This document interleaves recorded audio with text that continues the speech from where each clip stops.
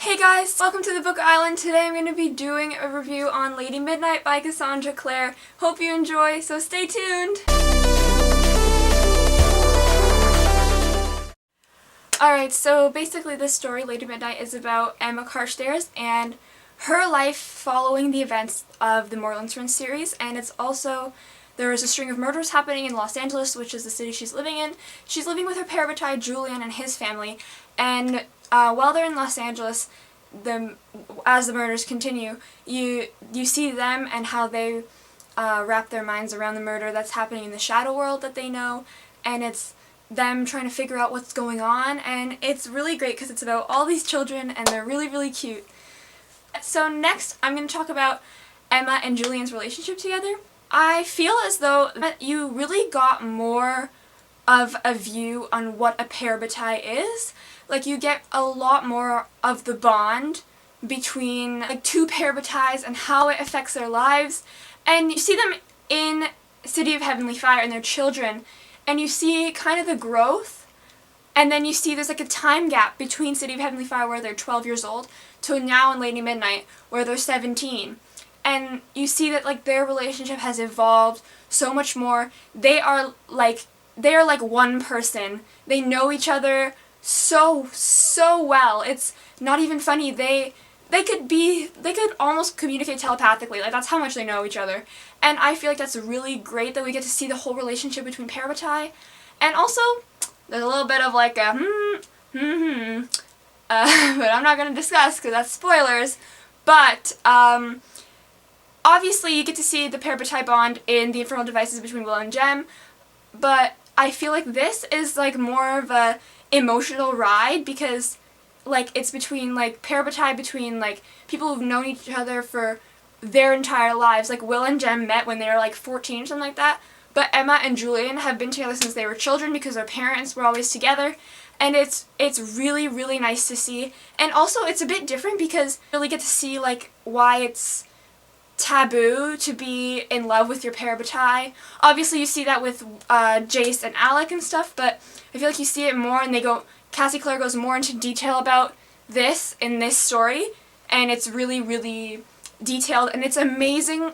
Alright, so spoilers if you like haven't read like City of Heavenly Fire. But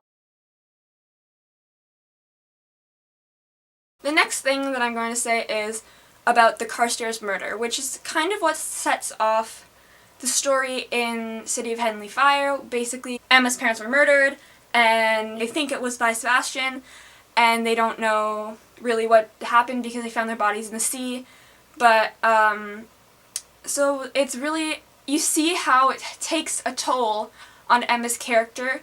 The fact that her parents were killed so brutally and at such a young age, it like brings things up within her, and it makes her want to be a better fighter. And like all through the book you see comparisons between her and Jace actually a bit, because like Jace in the Mortal Instruments book, you see that he's like, in the first book he's like, my father died when I was 8, so he's really, really trying to like be at the best he can, and it's kind of the same thing.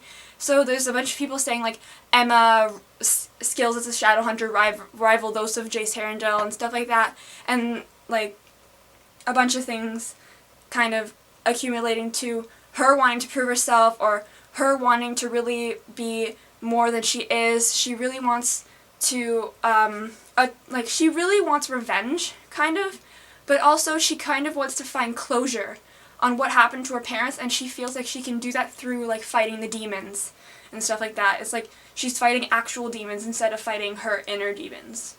Another thing I really enjoyed in this book is that in the two other series you have a main character who doesn't know anything about the shadow world and who has to be introduced to it, and the readers are also introduced to it. But in this world, Emma is already immersed into it. She's a shadow hunter. She knows everything. She goes, like, you see flashbacks of her studying the Grey Book, and like all the ruins and stuff, and you're just immersed into it right away. But I feel like it only makes sense if you've read the other series. So it's kind of like confusing for a first-time reader to just figure out the shadow world, but like if you've read all the other series, it's really great to just be able to jump into this without having to be like, explained, like, Clary, you're a shadow hunter, or like, Tessa, you're, spoiler, but that. So basically, I feel like it's really great that we just get to see the world right away, and like you're introduced to like that top vampire guy. Oh Lord, I forget his name. And then Julian and all the Blackthorn children right away, who are all Shadowhunters, and Emma and Malcolm Fade, who's a warlock. He's the High Warlock of Los Angeles and stuff like that, and you just get introduced to all these fantastical people right away, and it's really, really great. So the next thing is the Blackthorn children. The Blackthorn children are my absolute favorite part of this book.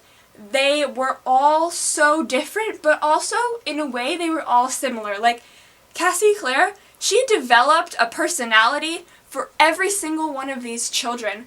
And, like, Tavi, who was a baby at the time in City of Heavenly Fire, is now about 8 years old. And even this 8-year-old child, she has created a personality for him.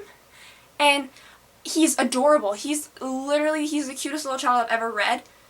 And I'm so in love with Tiberius.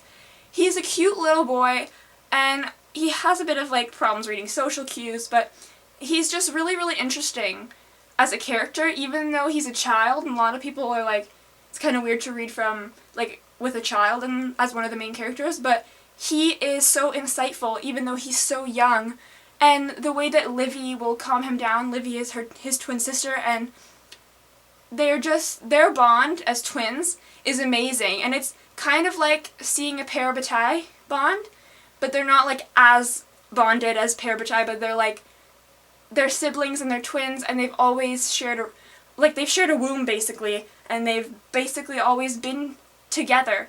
And Livy she really wants to be Parabatai with her brother, but he's just kind of straying away from that, and nobody really knows why, and I think it's just very, very fun to see how Cassie Clare brings about all these children and all of their, like, separate personas that they have, like, all their personalities and how they interact together. And you really see Julian in, like, a leadership role because, like, as we know, Julian's mother died when he was very young and his father was recently killed, and you see him kind of take on the eldest brother role, and it's amazing to see him in such a responsible spot where in City of Heavenly Fire, he was at such a like low place. He was 12 years old. He didn't really know he was still a kid, and then he like jumped in to this role really as an older brother, and it was really beautiful to see the way he cares about his siblings so much.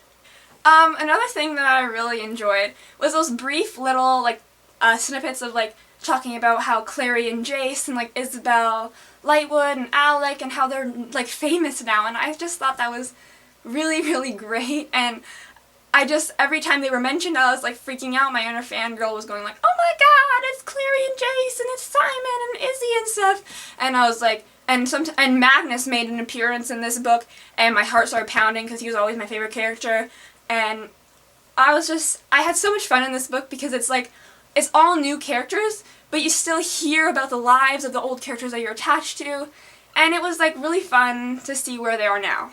So that was my review on Lady Midnight. Thanks for joining me on my book island. I'll see you next time, guys. Bye!